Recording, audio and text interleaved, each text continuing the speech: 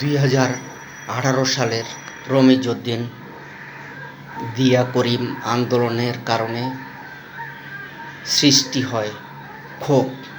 ঘাতক জারজ পরিবহন সেক্টরের মধ্যে এই ক্ষোভ আক্রোশের বহিঃপ্রকাশ হিসাবে 2019 সালে 11 ফেব্রুয়ারি জেব্রা ক্রসিংয়ের উপর মেধাবী শিক্ষার্থী আদনান তাসিনকে শিক্ষার্থী পোশাকে দেখে খুব ঠান্ডা মাথায় আদনান তাসিনকে হত্যা করে।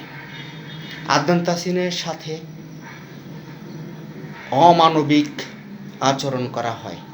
সে ন্যূনতম চিকিৎসা থেকে বঞ্চিত হয়। তাকে নৃশংস নির্মমভাবে হত্যা করা হয়।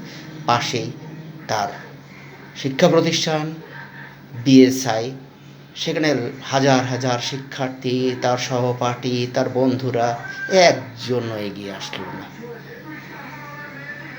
সেন্ট জোসেফ তার শিক্ষা প্রতিষ্ঠান, তারা শুনলো আদনান তাসিন মরে পড়ে আছে, একজন শিক্ষার্থী এগিয়ে আসে, একজন ন্যূনতম সহানুভূতিও জানায়নি।